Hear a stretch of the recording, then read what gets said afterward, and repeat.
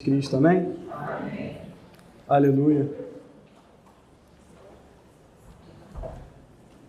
Irmãos, é uma benção estar aqui mais um dia, uma benção estar aqui adorando e louvando o nome do nosso Senhor, podendo cantar, podendo louvá-lo.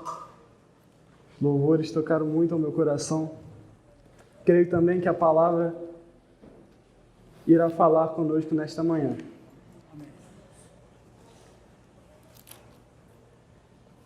Irmãos, abram suas Bíblias no Evangelho segundo Lucas, no capítulo 15. Vou fazer uma exposição.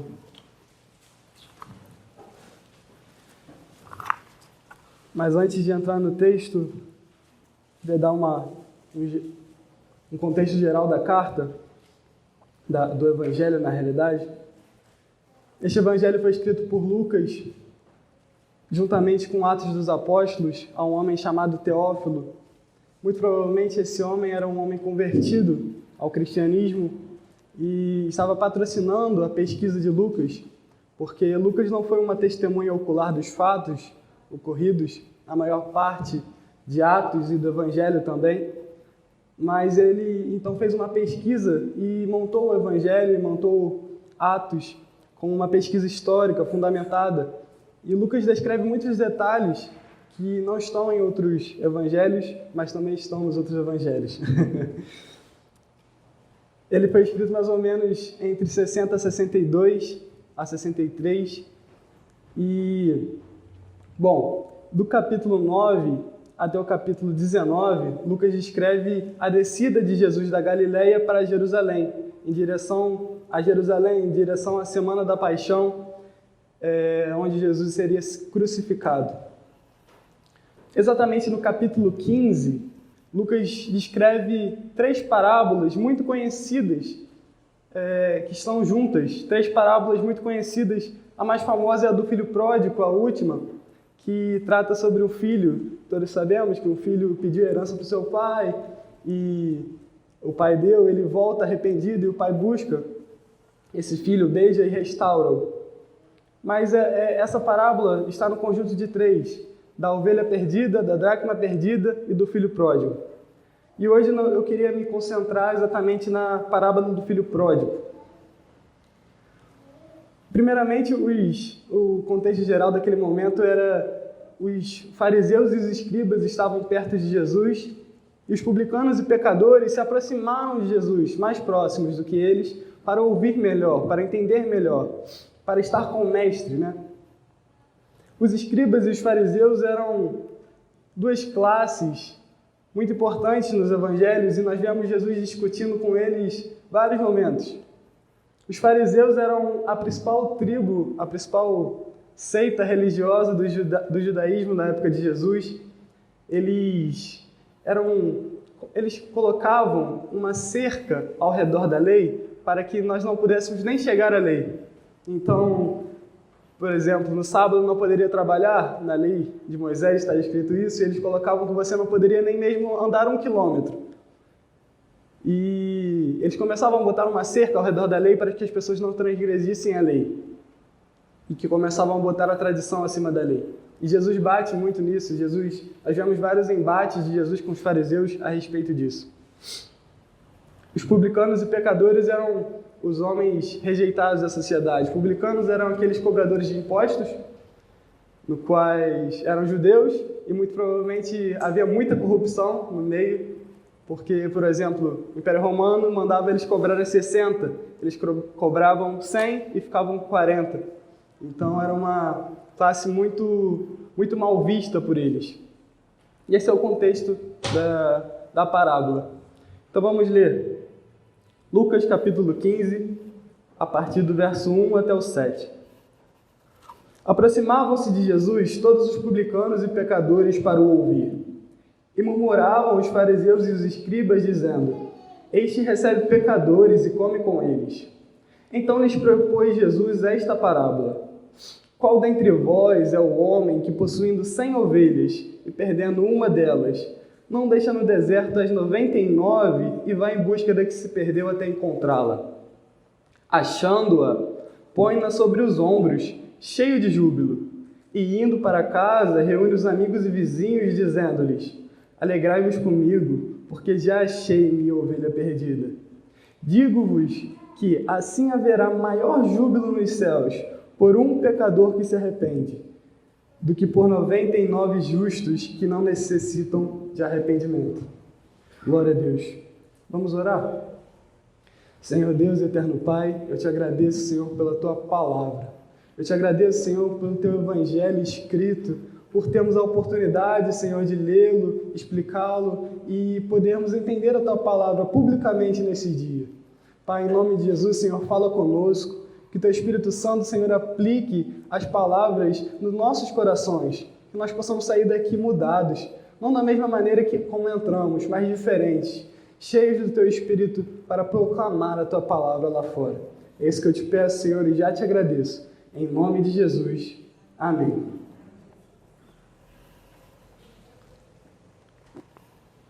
Bonito esse aqui. Esse aqui é diferente. Bom, o tema dessa mensagem hoje é justificados, mas não justos. E quando eu escolhi esse tema, me veio à mente, primeiramente eu não escolhi o tema, né? Eu li o texto e a partir do texto tirei o tema do texto, mas quando o tema veio até mim a partir da leitura do texto, me veio claramente o reverendo Washington. Me veio claramente o reverendo Washington falando sobre o seu trabalho de conclusão de curso, o seu trabalho da ordenação dele, no qual é santos ou pecadores, o que realmente somos, e o que ele costuma falar aqui na igreja. E eu falei, meu Deus, como é que eu vou pregar isso aí com um reverendo Washington do meu lado?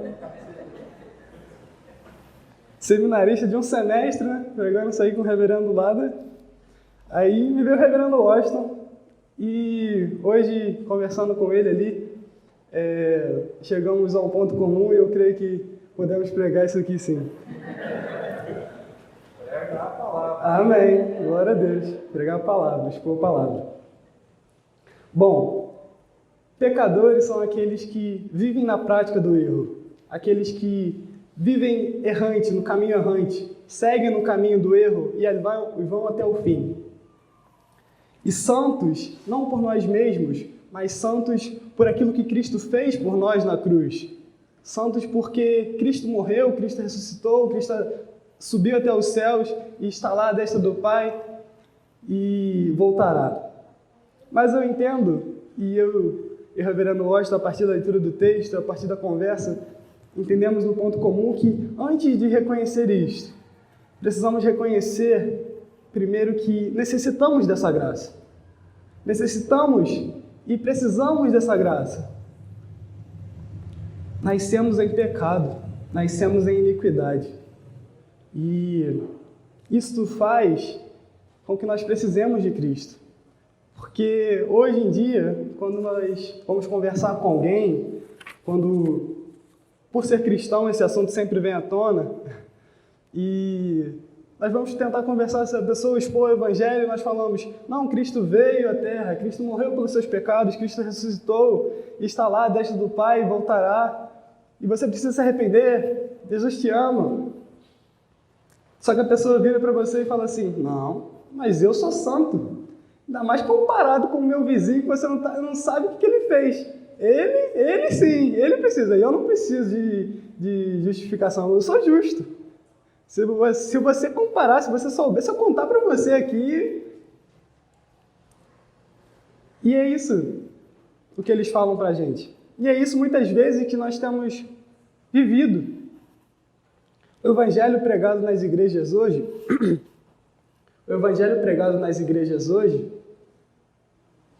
fala muito sobre amor, fala muito sobre prosperidade, fala muito sobre riquezas, fala muito sobre bênçãos materiais nesta terra. Mas o arrependimento, a confissão de pecados, o entendimento claro do que é o pecado e quanto isto fere a honra, a glória, a santidade de Deus, é difícil de se falar. Nós pedimos, muitas vezes, e devemos pedir porque é muito bom, é essencial e é a função da igreja fazer isso, clamar e pedir por avivamentos na nossa igreja, avivamentos na nossa cidade, avivamentos no nosso estado, no nosso país. Para vermos o Espírito Santo de Deus convertendo pecadores, convertendo pessoas. Mas, normalmente, um avivamento genuíno provocado pelo Espírito Santo de Deus começa com confissão de pecados. Começa com os pastores, os pregadores, os seminaristas vindo aqui à frente confessando os nossos pecados. Então o povo todo vem à frente e começa a falar os seus pecados. Eu adulterei, eu menti, eu assisti pornografia, eu me masturbei, Começa assim. Eu menti para você. Eu te roubei, eu te furtei. Um avivamento genuíno também, muitas vezes, é provocado pelo Espírito Santo de Deus para que possamos resistir o que virá após o avivamento. Porque normalmente após o avivamento espiritual ocorre uma grande perseguição, uma grande tribulação, algo que sem o avivamento anterior não resistiríamos. Será que realmente estamos prontos para isso? A igreja está se amoldando à forma do mundo. John Stott tem uma frase que ele diz assim: se não pudermos ser distinguidos dos não cristãos, somos inúteis. Se você que se diz cristão, se você que se diz homem, seguidor do Evangelho de Cristo, não puder ser distinguido distintivamente de um não cristão, você é inútil. Inútil. E muitas vezes nós estamos tentando viver e alcançar a misericórdia divina pelos nossos próprios atos. E é isso é o mais interessante, porque o Evangelho puro e genuíno de Cristo, você não consegue. É um grande você não consegue. Você não consegue ser justificado por si mesmo. Você não consegue chegar à salvação por si mesmo. E isso é o mais distintivo no cristianismo puro. Porque todas as outras religiões do mundo, todas as outras seitas cristãs colocam você é Cristo, você precisa de Cristo, mas precisa fazer mais uma coisa. Você precisa de Cristo, mas você precisa dar o dízimo. Você precisa de Cristo, mas você precisa... Não. O evangelho cristão puro e genuíno é Cristo. Cristo. E muitas vezes nós não entendemos isso, ou então até entendemos, mas não vivemos como se isso fosse valer. Nós estamos tentando ser justificados por nós mesmos, pelas nossas atitudes, pelos nossos ganhos, pelas nossas bondades, por quanto eu ajudo alguém, por quanto eu persevero na lei. E a lei? Então, pensando nesse tema, eu falei, bom, se quisermos ser justificados pela lei, vamos até a lei. Vamos verificar o que ela requer de nós. Êxodo capítulo 20. Vou fazer uma leitura a partir desse texto. Todos nós conhecemos esse texto, no qual Deus dá os 10 mandamentos após a saída gloriosa do Egito a Moisés.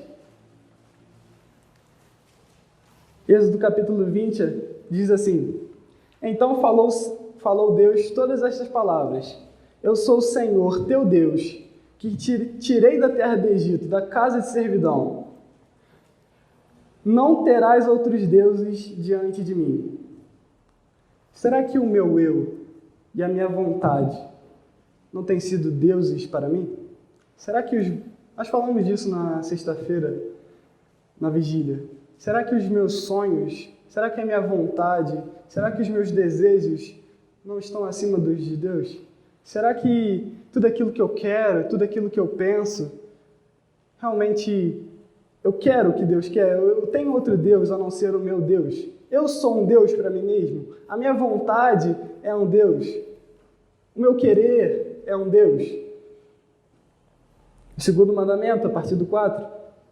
Não farás para ti imagem de escultura, nem semelhança alguma do que há em cima dos céus, nem embaixo na terra, nem nas águas debaixo da terra. Não as adorarás, nem lhes darás culto, Porque eu sou o Senhor teu Deus, Deus zeloso, que visita a iniquidade dos pais nos filhos, até a terceira e quarta geração daqueles que me aborrecem, e faço misericórdia até 1000 gerações daqueles que me amam e guardam os meus mandamentos.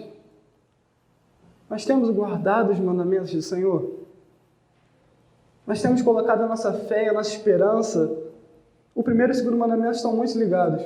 Nós temos colocado a nossa fé e a nossa esperança em outra coisa a não ser Deus, no trabalho que você tem, no dinheiro que você tem, nos bens que você conseguiu, na escola, na faculdade que você está fazendo, nos seus pais.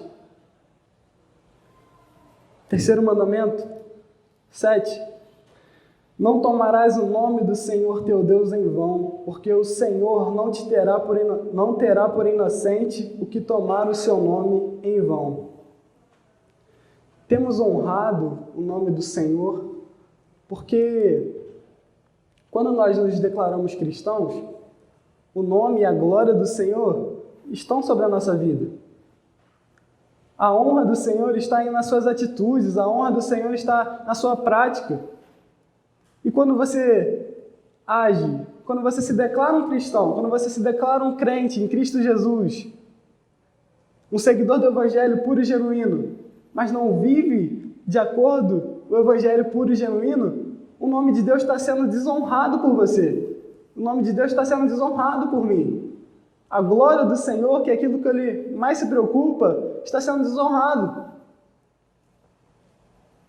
Esse é um ponto que levou até mesmo a Israel, na antiga aliança, a ser destruído, porque eles eram um povo escolhido de Deus. O nome do Senhor estava sobre aquela nação, uma nação escolhida, uma nação separada, mas eles não viviam de acordo com isso, eles não viviam. Então Deus os derruba para tomar a graça. Quinto mandamento. Lembra-te do dia de sábado para o santificar. 6 dias trabalharás e farás toda a tua obra. Mas no 7º dia é sábado do Senhor teu Deus. Não farás nenhum trabalho, nem tu, nem teu filho, nem tua filha, nem teu servo, nem tua serva, nem teu animal, nem o forasteiro das tuas portas para dentro. Porque em 6 dias fez o Senhor os céus e a terra, o mar e tudo o que neles há. E ao 7º dia descansou. Por isso o Senhor abençoou o dia de sábado e o santificou. O sábado, 1:7, nós cremos que foi feito literalmente para o descanso do homem. Mas por que isso? Porque os judeus naquela época, e até hoje, se eles pudessem, eles trabalhariam 7 dias por semana, 24 horas por dia. E se eles fizessem isso, eles começariam a crer que tudo que eles têm, tudo que eles ganharam, seriam pela sua própria força. Seria pelo seu próprio trabalho, pelo seu próprio esforço por conquistar aquilo. Mas o Senhor coloca que um dia descansarás e santificarás o Senhor. Por que isso? Porque fazendo isso, eles iriam entender que não vem deles. Não é pela força do seu braço que você coloca comida na mesa. Não é pela força da sua inteligência, não é pelo tamanho da sua inteligência que você consegue conquistar tudo, não.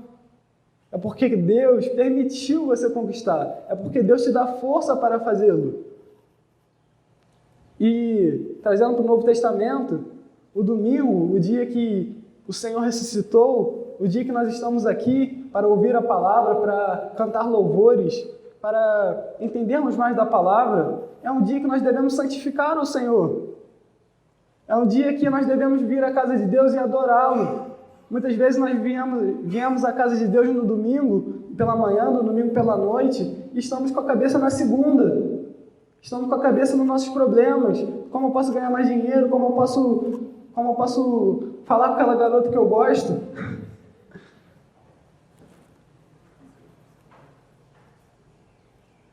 Não. Quando nós chegamos à casa de Deus é para adorar a Deus. Você está aqui para prestar um culto a Deus.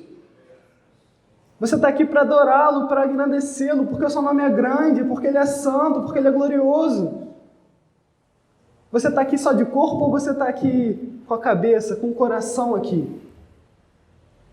Muitas vezes os judeus vinham para o sábado E os profetas falam isso. Acabei de ler Jeremias, estou começando de Ezequiel novamente. E Jeremias tem um sermão muito grande sobre o sábado. E Jeremias ele fala assim: vocês estão vindo para o sábado, mas vocês estão pensando como eu posso ganhar mais dinheiro na segunda. Ah, não, porque eu vou aumentar o trigo, vou aumentar o valor da cevada, porque eu vou ganhar mais dinheiro, porque eu preciso de mais dinheiro. Você está aqui de corpo e alma, ou você está aqui só o corpo e com a mente lá fora? Você tem santificado um dia ao Senhor? Verso 12 e 6º mandamento. Não, 5º mandamento, perdão. Honra o teu pai e a tua mãe, para que se prolongue os teus dias na terra que o Senhor teu Deus te dá. Essa é uma frase bem difícil para os solteiros, né? Que ainda estão na casa dos pais, mas não quer dizer que os casados não tenham que honrar seu pai e sua mãe. Nós temos realmente honrado os nossos pais e as nossas mães.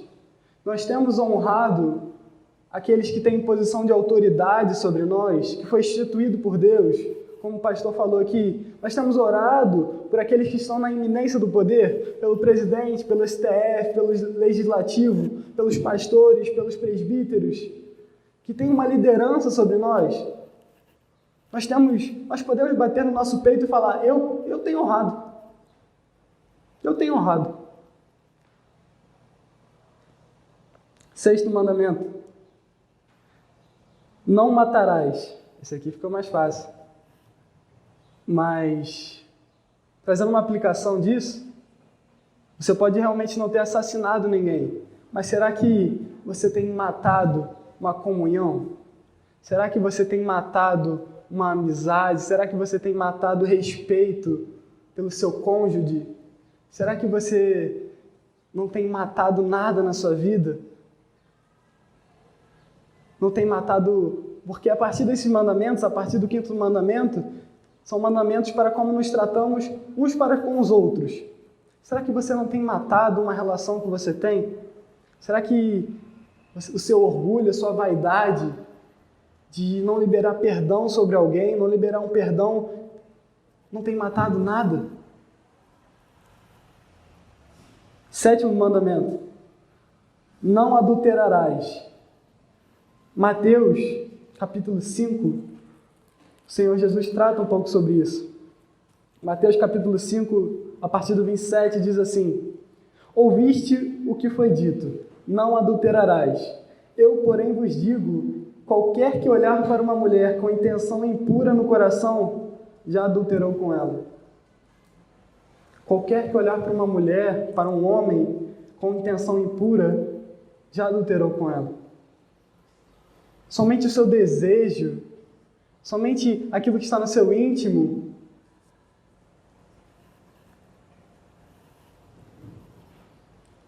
8. Não furtarás. Novamente, está ligado com o primeiro, e eu vejo uma aplicação clara disso. Não temos furtado o nosso tempo com o Senhor. Não temos furtado o nosso tempo com a nossa família, com o celular. Não temos furtado o nosso tempo que nós poderíamos estar lendo, orando, dedicando ao Senhor, buscando as coisas do alto, porque as coisas do alto não se acabam. Não tem fim. 9º mandamento. Não dirás falso testemunho contra o teu próximo. Ah, a língua. A língua. O interessante é que eu vejo muito cristão na internet e por aí, ou pelo menos que se diz cristão, melhor, falando palavrão, xingando, usando sua boca para falar torpeza, piadas impuras. Tiago, meu irmão de Jesus, no capítulo 3, trata um pouco sobre isso. Tiago, capítulo 3, a partir do 8, diz assim: a língua, porém, nenhum dos homens é capaz de domar. É mal incontido, carregado de veneno mortífero. Com ela, bendizemos ao Senhor e Pai. Também com ela, amaldiçoamos homens. feitos à semelhança de Deus. De uma só boca procede bênção e maldição. Meus irmãos, não é conveniente que estas coisas sejam assim. Acaso pode a fonte jorrar do mesmo lugar o que é doce e é amargoso? Acaso, meus irmãos, pode a figueira produzir azeitonas ou a videira figos? Tampouco fonte de água salgada pode dar água doce. A sua boca tem bendizido ao Senhor nos domingos, mas quando chega em casa, amaldiçoa o seu cônjuge, amaldiçoa os seus filhos.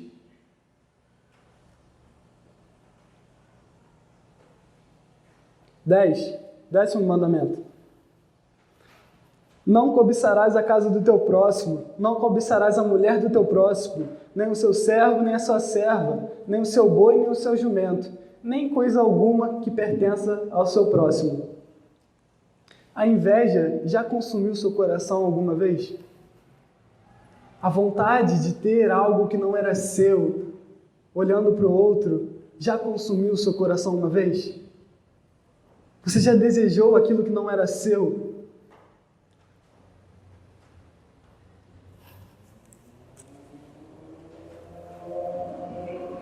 Irmãos, o Evangelho é um grande, você não consegue. Você não consegue. Romanos, capítulo 3, o apóstolo Paulo, na sua carta que descreve a teologia cristã praticamente quase toda, ele começa no capítulo 1 descrevendo saudação, descrevendo como ele se alegrava pela fé dos romanos.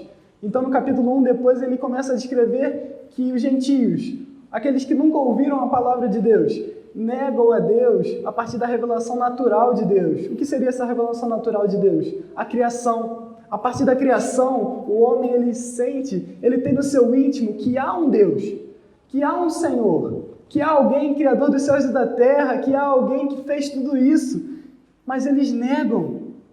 Nós negávamos. E por isso, Deus entrega esses homens a paixões infames. E por isso, Deus entrega essas mulheres a paixões infames, cometendo torpeza com seus corpos, mulher com mulher, homem com homem, adorando imagem em vez do Senhor Criador. No capítulo 2, Paulo fala como os judeus também são indesculpáveis, porque eles receberam não só a revelação natural, mas também a revelação escrita de Deus. Os 10 mandamentos que nós acabamos de ler. E eles então endurecem o seu coração para as duas coisas. Endurecem o seu coração e negam. Então, no capítulo 3 de Paulo, falando ainda sobre os judeus, ele vai dizer assim, que se conclui, lembramos também que Paulo era um judeu, que se conclui, a partir do verso 9, temos nós qualquer vantagem? Não, de forma nenhuma, pois já temos demonstrado que todos, tanto judeus como gregos, estão debaixo do pecado, como está escrito, não há justo nenhum sequer. Não há quem entenda, não há quem busque a Deus. Todos se extraviaram, a uma se fizeram inúteis, não há quem faça o bem, não há nenhum sequer. A garganta deles é sepulcro aberto, com língua mordem engano, veneno de víboras está nos seus lábios, a boca lhes está cheia de maldição e amargura, são seus pés velozes para derramar sangue, os seus caminhos a destruição e miséria, desconhecer o caminho da paz, não há temor de Deus diante dos seus olhos. Nós se rebelamos contra Deus. Nós nos rebelamos contra Deus. Pecamos porque queremos pecar. Desejamos pecar. Desejamos errar. E a lei foi dada, interessante é isso, a partir do verso 19. O porquê da lei foi dada? A lei foi dada para que se calasse toda a boca diante de Deus. Para que ninguém pudesse levantar uma mão e falar, mas eu sou justo, eu faço bem. E vai dizer assim, ora, sabemos que tudo que a lei diz, aos que vivem na lei o diz para que se cale toda a boca e todo mundo seja culpável perante Deus, visto que ninguém será justificado diante dele por obras da lei, em razão de que pela lei veio o pleno conhecimento do pecado. Não dá. Para você, para mim, não dá. Só que a partir desse momento, nesse grande desespero, brilha então uma luz. Brilha algo que parecia impossível aos homens e era impossível aos homens. Acontece. A partir do verso 21. Mas agora, sem lei, se manifestou a justiça de Deus, testemunhada pela lei e pelos profetas. Justiça de Deus mediante a fé em Jesus Cristo, para todos e sobre todos os que creem, porque não há distinção, pois todos pecaram e carecem da glória de Deus, sendo justificados gratuitamente por sua graça, mediante a redenção que há em Cristo Jesus, a quem Deus propôs no seu sangue como propiciação mediante a fé, para manifestar a sua justiça, por ter Deus, na sua tolerância, deixado impunes os pecados anteriormente cometidos, tendo em vista a manifestação da sua justiça no tempo presente, para Ele mesmo ser justo e o justificador daqueles que têm fé em Jesus. Onde, pois, a jactância quer dizer arrogância, onde, pois, o orgulho, onde, pois, a vaidade, foi de toda excluída. De que lei? Por que lei que ela foi excluída? Pelas das obras? Não, pelo contrário, pela lei da fé. Concluímos, pois, que o homem é justificado pela fé, independente das obras da lei. Assim no Antigo Testamento, e assim era no Novo. Abraão não foi justificado pela circuncisão. Abraão foi justificado porque creu na justiça de Deus. Abraão foi justificado porque creu que a promessa que Deus havia feito para ele haveria de se cumprir. Assim como todos nós cremos que Jesus Cristo é o nosso Senhor. Glória a Deus por Cristo Jesus. Entendem? Porque para você entender a graça, temos que entender a nossa situação. Entendem o porquê de explicar a graça? Temos que explicar o pecado, temos que explicar como ele nos mata, como ele desonra a Deus. Quando nós não temos esperança, vem a luz de Deus e brilha sobre nós. Nós cremos em Cristo Jesus. Porque Ele é a nossa esperança, Ele é a nossa luz. Sem Ele não dá. Voltando para o texto da ovelha perdida, na realidade eu acho que deveria mudar o nome dessas três parábolas. A parábola não é sobre a ovelha perdida, é sobre o pastor que busca a ovelha. A parábola não é sobre a dracma perdida, é sobre a mulher que busca a dracma perdida. A parábola não é sobre o filho pródigo que volta a casa, não. A parábola é sobre o pai que vai até o filho e o beija e o perdoa. É o pastor que vai até a ovelha. A ovelha é muito interessante quando essa comparação é feita com cada um de nós, porque a ovelha, ela não tem defesa. A ovelha, ela não tem chifres, a ovelha, ela não tem garras, a ovelha, ela não consegue correr diante dos lobos, diante dos predadores naturais dela. Ela morre, ela não tem esperança. Nós somos a ovelha diante do pecado. Nós somos a ovelha diante de Satanás, diante desse século. Então Jesus chega, o bom pastor, pega esta ovelha, coloca sobre os ombros e a traz para casa. Abrindo um parêntese. O pastor não chega e pergunta para a ovelha, você quer que eu te salve? Ele não chega e pergunta para a ovelha se ele quer que salve ela. E até mesmo eu creio que se ele chegasse para a ovelha e perguntasse, ela não negaria. Por isso que eu também não entendo que um homem iluminado pelo Espírito Santo de Deus entende a sua situação diante do pecado, entende que não há esperança, entende que por ele, pela sua justiça própria, ele não pode ser salvo. Este homem iluminado pelo Espírito Santo de Deus não nega o Evangelho, não nega a oferta da graça.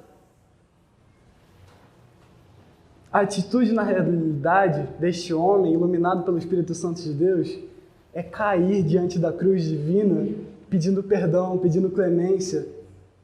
pedindo: Senhor, meu Deus, em nome de Jesus, eu te peço perdão por aquilo que eu fiz.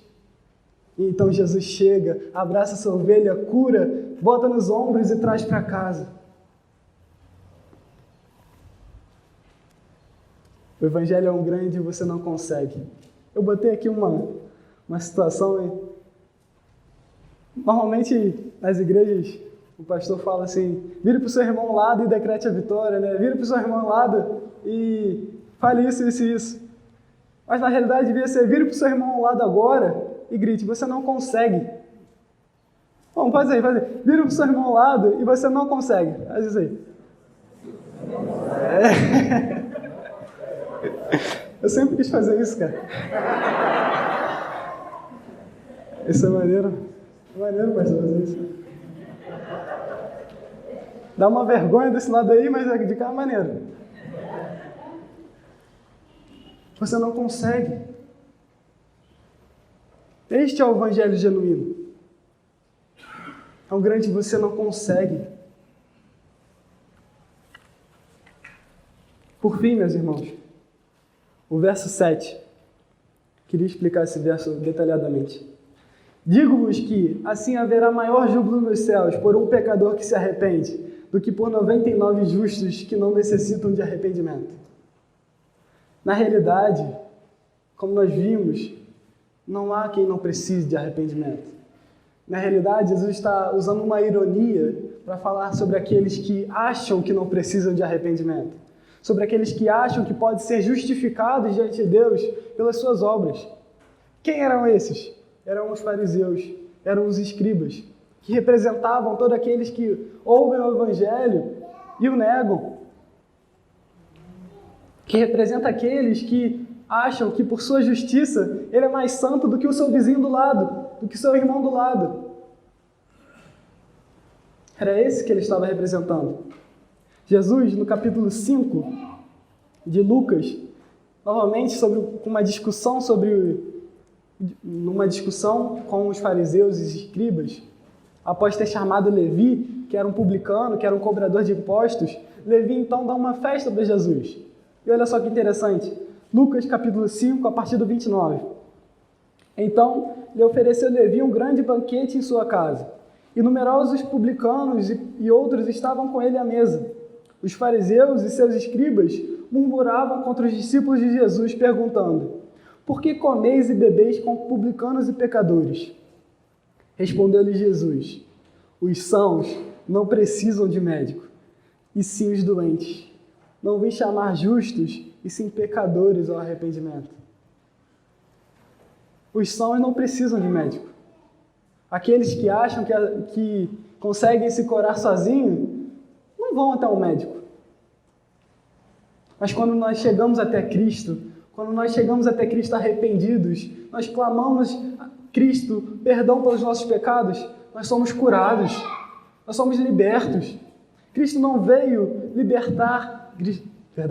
Cristo não veio salvar aqueles que já estão libertos. Cristo veio salvar aqueles que estão cativos. Cristo não veio dar luz àqueles que já têm luz. Não, Cristo veio dar luz àqueles que não têm luz. Aqueles que não conseguem nenhuma esperança, não há nada. Por isso, meus irmãos, há mais júbilo nos céus por um pecador que se arrepende do que por 99 justos que não necessitam de arrependimento.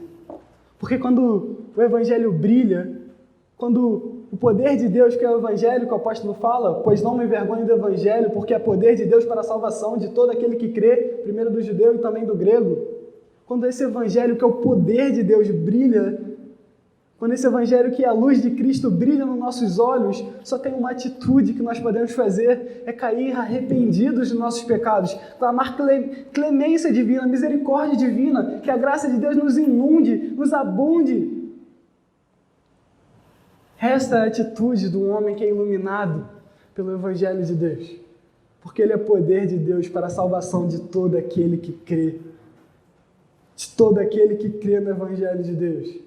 Todo aquele que crê que Jesus Cristo é o Senhor, todo aquele que crê que Jesus Cristo morreu pelos seus pecados, pelos meus pecados. O Evangelho é o poder de Deus para a salvação. Não há nada neste mundo, o apóstolo Pedro já disse, Não há nada, não há nenhum outro nome dado entre os homens pelo qual importa que sejamos salvos, a não ser Jesus Cristo. Não há outro caminho, não há obras da lei, não há nada que você possa fazer nesse mundo para ser justificado. Você pode até tentar, mas eu já te digo, você não terá êxito. Você não vai conseguir. Você vai chegar diante de Deus e Ele vai te declarar culpado. Por isso que o centro do Evangelho, eu conversando com o pastor, e ele também concorda com isso, e todos nós que concordamos com isso, que o centro do Evangelho é a dupla imputação. A imputação da justiça de Deus, justiça de Cristo em você, e a imputação em Cristo do seu pecado. Cristo se fez pecado por você. Não quer dizer que Ele pecou, não, mas Ele se fez pecado por você. E agora, na graça, a justiça divina o declara justo, não por você, mas por causa de Cristo, pela sua obra na cruz. Quando um homem, quando uma mulher, quando uma criança, quando um adolescente entende isso, ele cai diante de Jesus clamando perdão, agradecendo a esta graça, favor imerecido. Esta é a atitude de um cristão. Esta é a atitude de um homem, de uma mulher, de uma ovelha perdida, que corre para o pastor. Esta é a atitude do filho perdido, no qual o pai o abraça e o beija, e coloca um anel no seu dedo e fala: este é o meu filho amado, que estava perdido e agora foi encontrado, estava morto, mas agora vive. O Evangelho é o poder de Deus que ressuscita homens mortos nos seus pecados e nos seus delitos, ressuscita homens que não podem se salvar por si mesmos, ressuscita homens e mulheres que estão mortos, pois Ele é o poder de Deus para a salvação de todo aquele que crê. Cristo vive e voltará para julgar vivos e mortos. Clame perdão, clame misericórdia divina, clame a graça. Deus não negará. Amém, meus irmãos? Queria orar, posso orar, pastor? Senhor Deus eterno Pai, eu te agradeço, Senhor, pela tua graça. Eu te agradeço, Senhor, por fazer aquilo que eu não conseguiria fazer. Eu te agradeço, Senhor, por me libertar. Porque a tua luz, Senhor, brilhou um dia e eu caí arrependido dos meus pecados. Eu te agradeço, Senhor, porque não há jactância, não há arrogância, não há orgulho próprio em mim, porque eu não fiz nada, eu não mereço nada, mas o Senhor de bom grado, por amor, fez tudo o que eu precisava. Senhor Deus eterno Pai, eu te agradeço. Caio suplicando a sua misericórdia sobre a minha vida, sobre a vida dos meus irmãos nesta manhã. Ó Senhor, derrame a tua graça sobre nós. Nós precisamos tanto de ti, Deus. Nós precisamos tanto da tua graça. Nós precisamos tanto, Pai, da tua presença. Pai, perdoa-nos. Nos lava, Senhor, no sangue do teu Filho, que purifica de todo o pecado. É isto que eu te peço, Senhor, e já te agradeço. Em nome do teu Filho Jesus. Amém e amém. Glória a Deus, meus irmãos. Que o Senhor abençoe as suas vidas. Vou passar a palavra para o reverendo Washington.